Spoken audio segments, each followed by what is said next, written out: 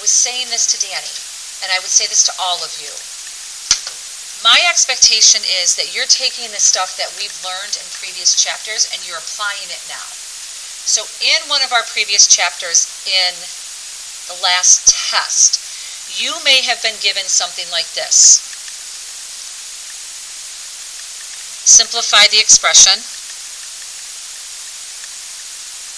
And it might say something like, this is a harder one, negative 5g minus 8 times the quantity of the negative 5g minus, and then the quantity of 8g.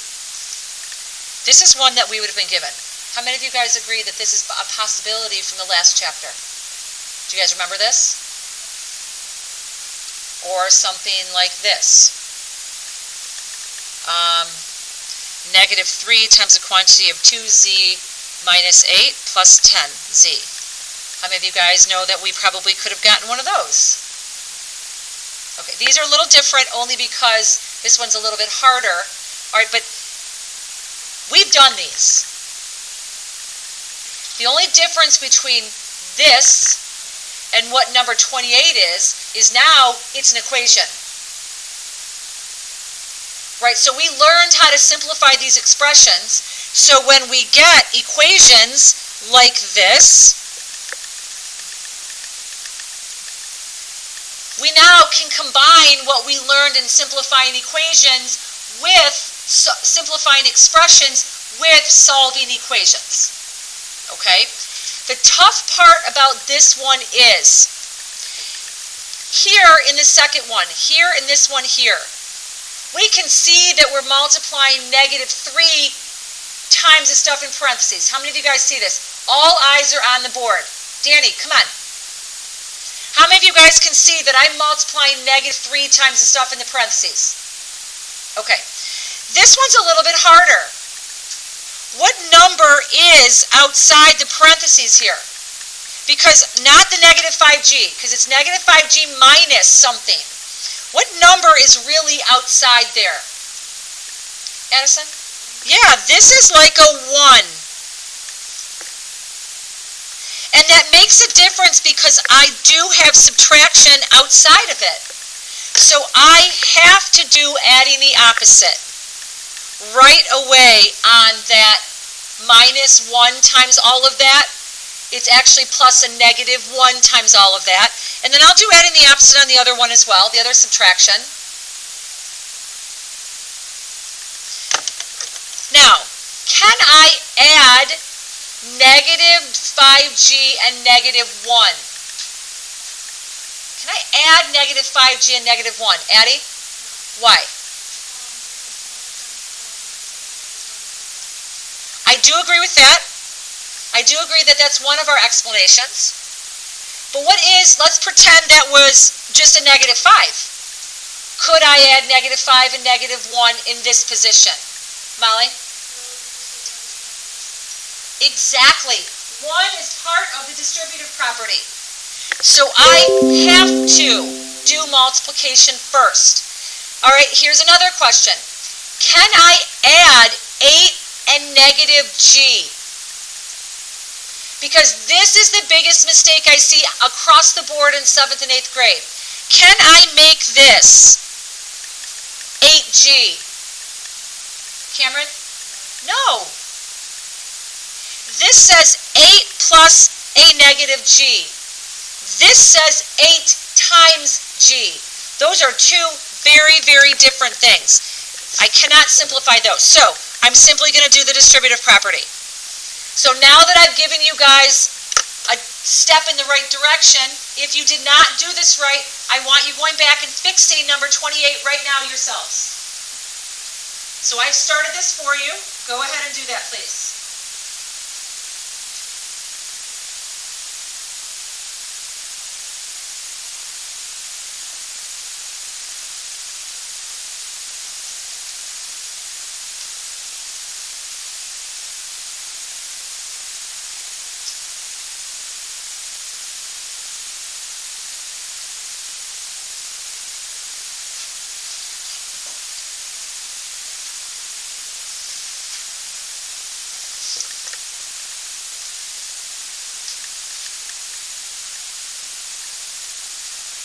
When you're done, just put your pencil down, check with someone sitting by you. Yes?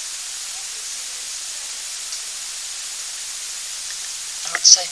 I'm just teaching you how to do it the right way. I don't know what you did before. You know what I mean? Like, I'm not sure what you did before. Take a look at what you did the first time and what the proper work is and see if maybe you did it right to begin with. So I should see negative 5g plus negative 1 times 8 plus negative 1 times negative g equals 12. So that's the first step I should have in this process. How many of you guys are cool with that? Awesome. Now I'm just going to do my multiplication. I have negative 5g plus, well, negative 8, or negative 1 times 8 is a negative 8, plus negative 1 times negative g is a positive 1g, equals 12. Like, if you just put a g there, that's fine. You don't have to have the 1, but I think the 1 is kind of helpful. Now I see that I have like terms. So I'm going to move my like terms next to each other that I can add. And then I have a negative 5g plus a 1g is a negative 4g plus a negative 8 equals 12. The book probably wrote negative 4g minus 8 equals 12. I will take either one of those. Oh, we have to finish solving. Hello. Forgot what my goal was here. So now I'm going to add 8 to both sides. And I have negative 4g is equal to 20. So I'm going to divide each side by negative 4, and g equals negative 5. You guys cool with that? All right, so it's really important that you're taking the stuff that you learned in the previous section of simplifying equations and or simplifying expressions, and we're now applying it to equations, okay? Are you guys cool? All right, what other things from last night's homework can I do for you? Ada? All right, let's take a look at 24. 24 is exactly the same thing. All right, so 24 is negative 40 minus the quantity of 2x plus 5 is equal to negative 61. So what do I have to make sure that I do here to make sure that I get this work right? What should I do? Yep. Excellent. And then you would just finish that the same way. So if you had troubles with 24, use 28 now as your guide. What else can I do for you guys? Addie? 35. All right. So 35 said, it says, find the value of x for the given triangle, rectangle, or square. So on 35, they've given us this square. How do I know that this is a square? How do I know that this is a square? Colin?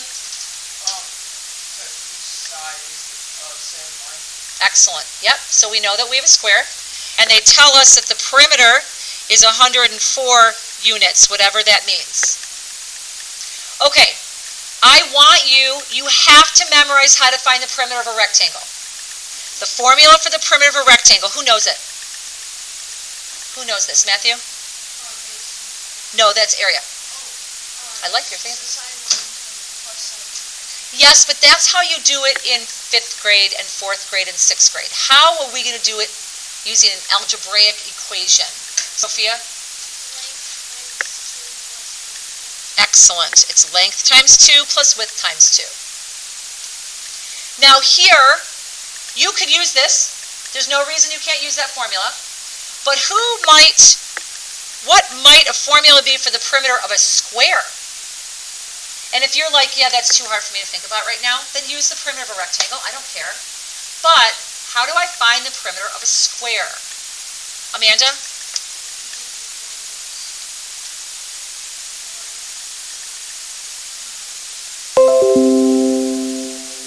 Times whatever the side length is? Yeah, so let's just call it, I'll just say L. You could put S for side length. You just multiply 4 times whatever that measurement is. All right, so I'm going to go ahead and solve this. So I know the perimeter is 104, so I have 104 equals. I'm going to use my perimeter equation just because I think that one's a little harder. All right, if you use the square equation, use the perimeter equation. Let's make it a little harder. All right, so I have 2 times x plus 11 plus 2 times x plus 11. If you used 4L, that's fine with me. I don't want you doing side plus side plus side plus side. If you can't remember it, of course that works. So now I have 104 is equal to 2 times x plus 2 times 11. And do that again. You're all writing this down if you don't have this. All right, so I have 104 is equal to 2x plus 22 plus 2x plus 22. So I'm going to move my like terms next to each other. So I have 2x plus 2x plus 22 plus 22.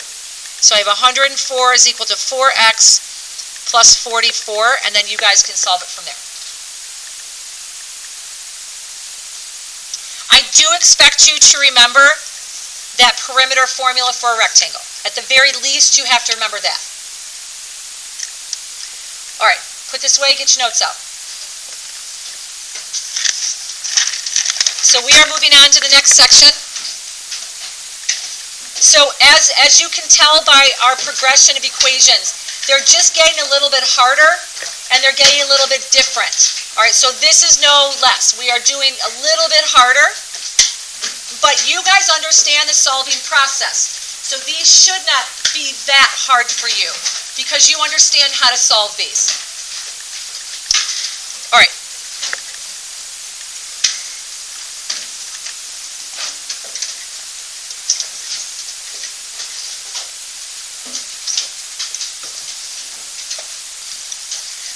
All right, so today's the 25th. 2 months till Christmas. I hate saying that. Because that means snow is coming. I know, but still, it means it's coming. No, I'm not. Okay, so 3.3, what we're going to be doing is we're going to be solving equations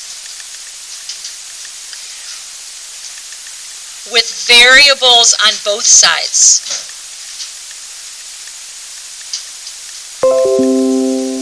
We're going to be solving equations with variables on both sides.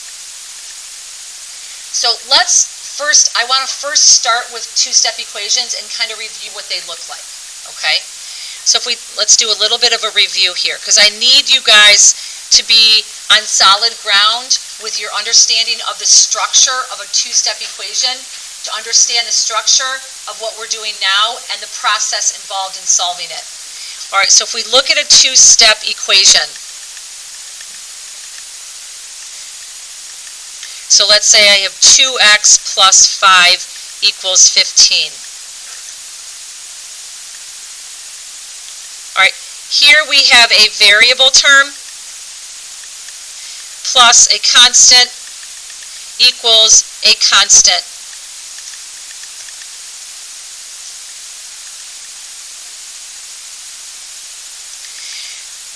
How do I start solving this? How do I start solving this? Amanda? Excellent. Now, the reason I have told you this is still correct. We still want to get that variable alone. But I have an alternate explanation for you that I need you guys to keep in mind. This step right here, what we have done is we are moving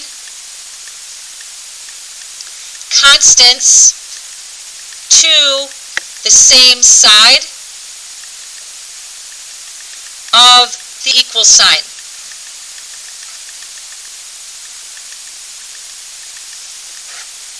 Because we want a variable term equal to a constant. That's what we were looking for. You're writing this down. Everything I'm writing, you're writing. Your notes should be exactly the same as mine.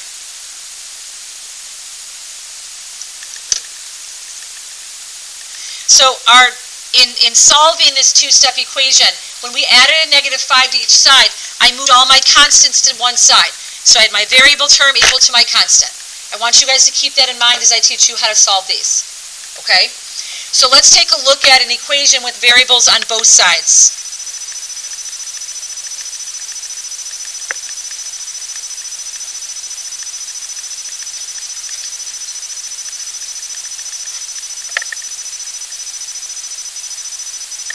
All right, so I'm going to do an example to the left with some steps off to the right. So I have 7n minus 5 is equal to 10n plus 13. Kind of funky looking, isn't it? Right? So we have two variable terms, one on each side. We have two constants, one on each side. You don't have to have a constant on each side. The big thing is that you recognize there's two variable terms, one on each side. So our goal, this is our goal when we're solving this, because there technically are 4 different ways that you could start this. But you've got to keep your goal in mind, and it doesn't matter which way you start, just keep your goal in mind. Our goal is to move all constants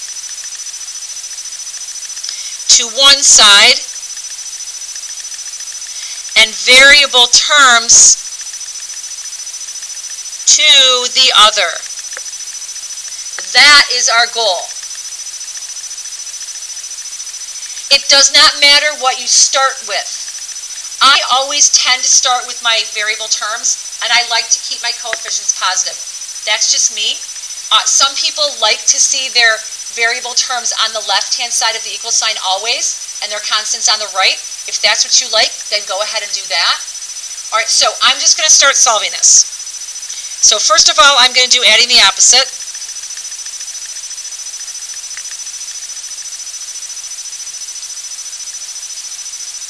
All right, so what I'm going to do is my first step here is I'm going to move my variable terms.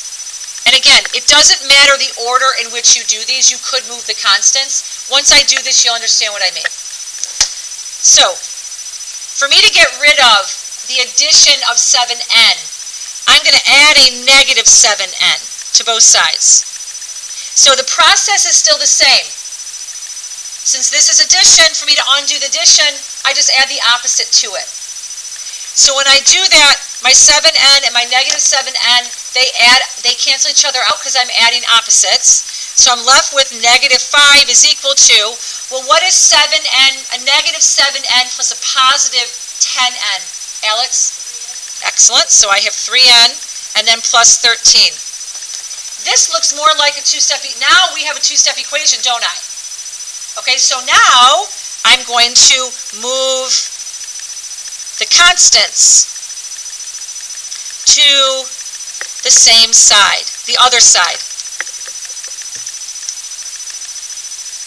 Because remember, I want the constants on one side, the variable terms on the other. What am I going to do mathematically to get all my constants onto the left?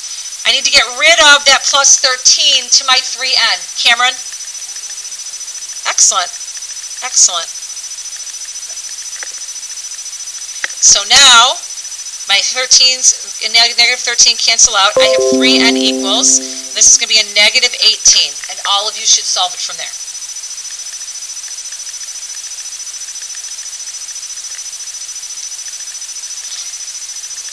All right, so I'm going to show you how else I could have started this. You guys with me? You don't have to write this down, but I want you to watch. Instead of adding a -7n to each side, what could I have done to start solving this? Amanda? Excellent. So watch what I'm doing. I'm going to add a -10n to both sides. I end up with a -3n plus a -5 is equal to 13. Amanda, if I do that, now what do I have to do? Excellent. and I end up with a negative 3n is equal to a positive 18. Can you guys see how you're going to get your same answer? Okay, now someone tell me, how else could I have started that? Cullen?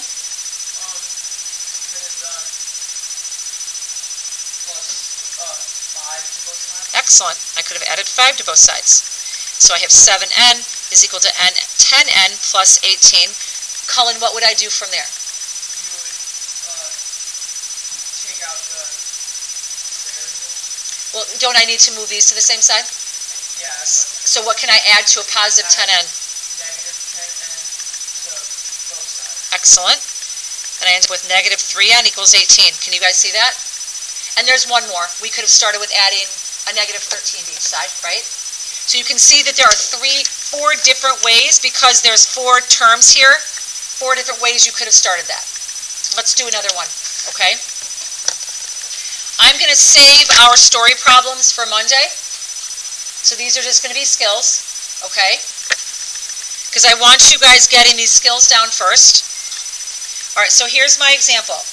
I have,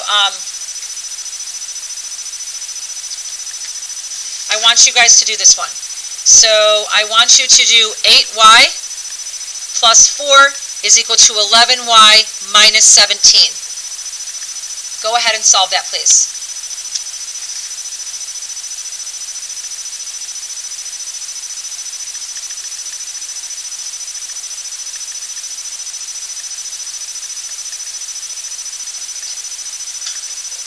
Actually, I lied. I'll give you a story problem.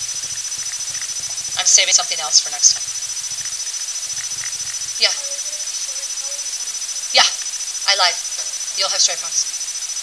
Oh, whatever. I didn't give you very many. Really, you guys are going to complain honestly? No, you're not. I don't want to hear you guys complaining. Not even a little bit. I'm not even sure I gave you any. 28's not. 34's not. 35's not.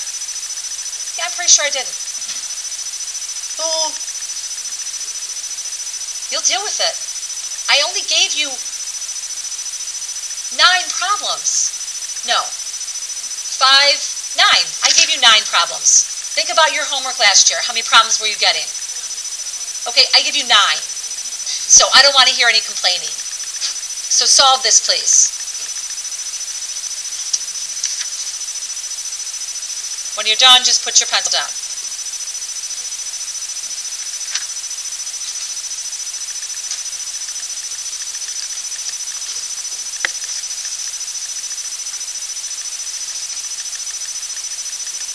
Stop tapping.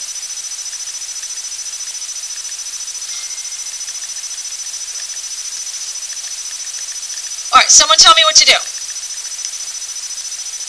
All right, Patrick, you're up. You add the opposites to negative, or you add negative 8y to 8y and 11y. All right, what do you get? 4 equals 3y plus a negative 1. Excellent. Now what? You add 17 to both sides. Okay. Plus 21 equals 3y. All right. And then you divide those. And what did you get for your y? 7. You guys cool with that? All right, let's apply it. So what I want you to do,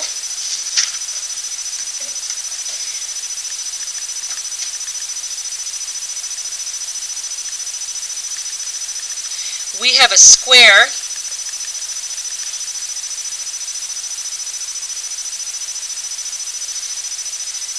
All right, and I want you to find the perimeter. All right, so I have 2x and I have x plus 4. I am not telling you guys how to do this. You've got to figure it out for yourself. You may absolutely work with people by you. All right, but the final product of this is, I want you to find the perimeter of that square. Go ahead.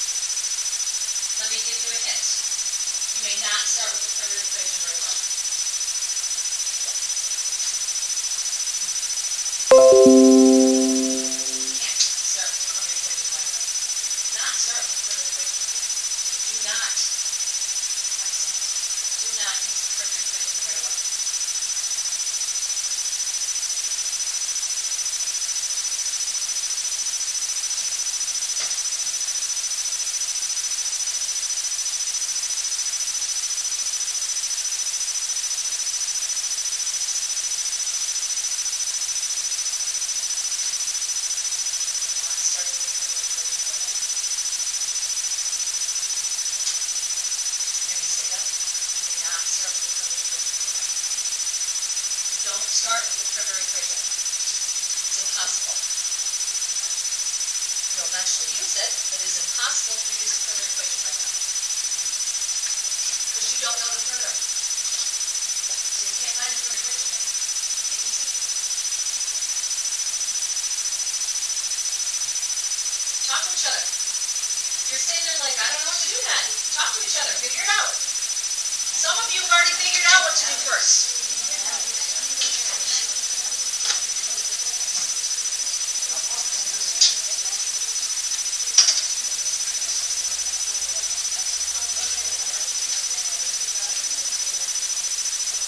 You can get up, ask them, talk to Eddie. Talk to whoever you want. Go talk. Figure it out. Some of you have already figured out what the first thing you have to do is. So if you figure it out, share your knowledge.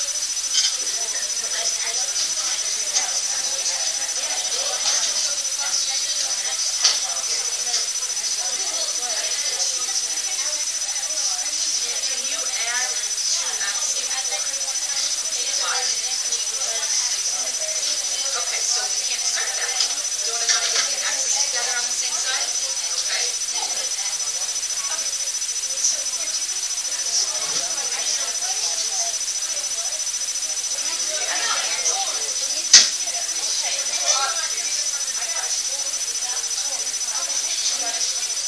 So what do you have to find first? No, not yet. What do you have to find first? What x equals? Don't you guys need to know what x equals? Because if you use the perimeter equation, you have the variable x in there and perimeter is unknown. You have to find x first. What is the equation? How do you find x? Ada? Excuse me. Hey guys, you have to set the two sides equal to each other to find x. Because it's a square. The sides are equal to each other. So for you to find x, Matthew, stop. For you to find x, you have to set 2x equal to x plus 4. Because the sides are equal to each other. Now solve for x. Once you've done that, then Ada, yes, you can absolutely find the side length, and then you can use your perimeter equation. So let's set this up. So what you all should be doing, and thank you for those of you that caught on to finding that x first. It's a square. Okay, guys, go back to your seats. It's a square. So the two sides are equal to each other. So 2x equals x plus 4. You guys with me on that? Because it's a square, those two sides are equal to each other. If this was a rectangle, I couldn't do that. Like a regular rectangle, not just a square. So now I'm going to go ahead and solve. Remember, we want to get our variable terms to the same side. So I'm going to add a negative 1x to both sides. So I end up with x equals 4. So now I can go ahead and put it into either one of these. I'm just going to throw it into this. 2x times 4 equals 8. So now I know my side length. Now I can use my perimeter equation, and I'm just going to use the one that has 4 times my length. So my perimeter is going to be equal to, and I have to see the formula that you're using. If you use the perimeter formula for a rectangle, you're writing that down. If you're using the perimeter formula for a square, write it down. I always want to see the formula before you use it. So now I have 4 times 8, so my perimeter is 32 units, not 22, 32 units. It's very, very, stop and listen to me please. It is very, very important that you are able to make these kinds of connections. That you're able to be like, okay, hang on a second. There's too many things that are unknown here. How many of you guys wrote that perimeter equation and you were like, well now what? I have perimeter equals, and you could simplify it, right? But you have 2 variables. At that point you've got to say to yourself, okay, I've got to think about this better. They've given me something else, and then you've got to go back and see, okay, what should my goal be? And as Molly said, oh, I got to find x. If I knew the side lengths, then I could use the perimeter equation. Well, how could I find my side lengths based on what they've given me? Oh, they're equal to each other. So I need you guys to be able to kind of see the ultimate goal, but then see the intermediate goals in between that you need to meet to make your ultimate goal. Does that make sense to you guys? Okay. All right, you guys can go. Odds go, please.